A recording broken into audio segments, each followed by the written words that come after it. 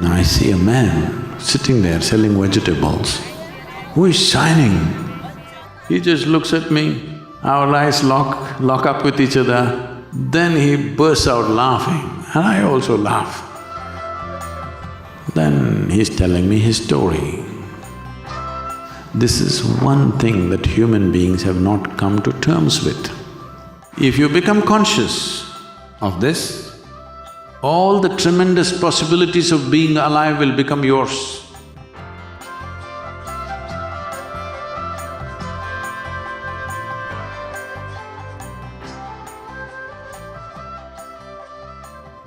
You are called a human being. I want you to get the meaning of this. Human being means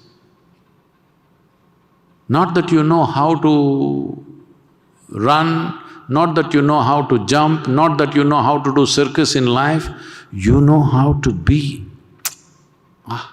Human being means you know how to be. That's one thing you don't know, unfortunately, right now. Now, if you have to be, we have to come down to a few fundamentals. Are you mortal or immortal? No, look at it and tell me. Are you mortal or immortal? Genuinely tell me. Oh, that means you're saying you'll die one day. It's okay? It's okay, you will die one day? I'll bless you with a long life, but you will die anyway with the blessing. Because this is the nature of life, it has to die, isn't it? And how glad I am that you will die. Because if you lived forever, it would be a lot of trouble, isn't it? With a brief amount of time, what a mess we're making. Suppose you would not die, oof, total mess, isn't it? It's good to die. Hello? Is it good to die? At an appropriate time, not today. At an appropriate time, is it good for all of us to die? I want you to understand this. This is one thing that human beings have not come to terms with. If they just learn to handle their mortality gracefully, life opens up in tremendous ways. Right now, yes, Sadhguru, but my horoscope says I will live till 90. Your horoscope may say whatever, even the man who wrote your horoscope could have died before his horoscope said so. The only reason you behave reasonably sensibly is because you are mortal. Yes or no? If you were immortal, what all you would do, oh my God. When you're driving in Kolkata, there are some immortal people crossing the street.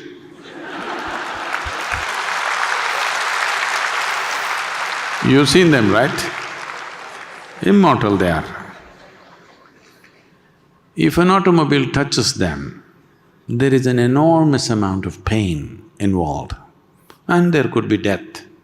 In spite of that, many people are going about the way they're going. Just imagine if you made that person immortal, the level of atrocity that would happen in this world. So the only reason why a lot of people are behaving reasonably sensibly is because of mortality. Have you seen some friend, or maybe it's just you, going on totally wantonly, suddenly your doctor told you, it looks like your kidney or your heart going down, maybe you have… if you don't correct this, maybe in 6 months you will die. Suddenly did you see how disciplined they became? They got up in the morning, did their yoga, ate right, did everything right. Have you seen these people? Entire life transformed, simply because they were reminded of mortality. I must tell you, this happened many years ago. I'm in Bangalore city. I like to go to vegetable markets. If I'm driving across somewhere, I see a vegetable shandy going on, a weekly shandy, I will stop and I will walk through, I will bargain everything from chicken to eggs to vegetables to that crazy root which will make you invisible, everything. I just like to interact. But anyway, I'm not going to buy vegetables or chicken. I bargain with all of them, then give them some money and go away, because for the time that I took, simply bargaining, not buying anything, because I have no place to buy and take it. So like this, one day I'm in the vegetable market in Bangalore city. Then I see a man sitting there selling vegetables, who is shining.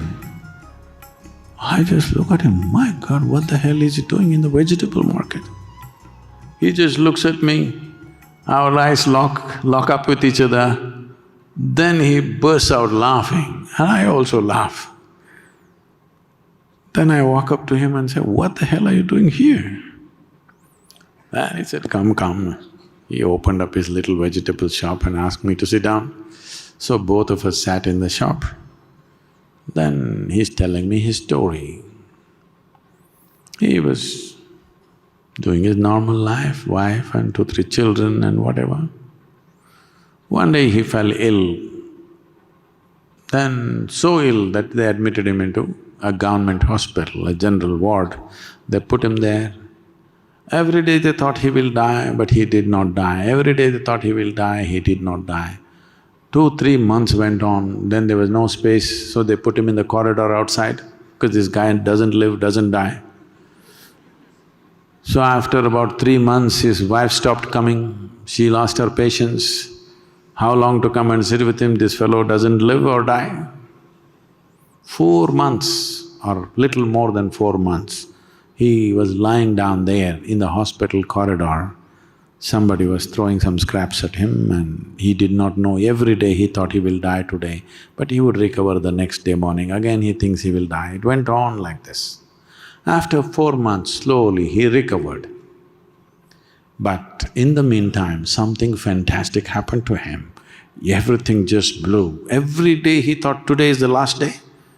And then he opened up, shining, blissful human being.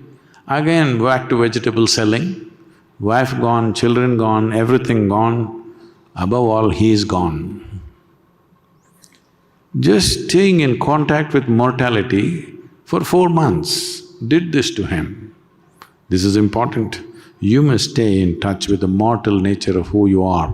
This looks like a bizarre thing, oh, why is he talking about death, we want to live.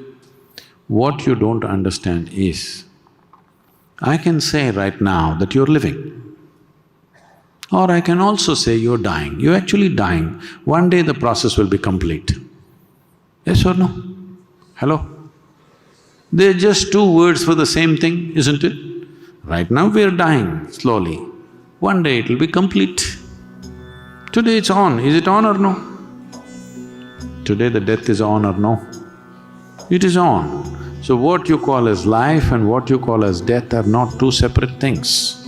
It is one thing happening. If you become conscious of this, all the tremendous possibilities of being alive will become yours.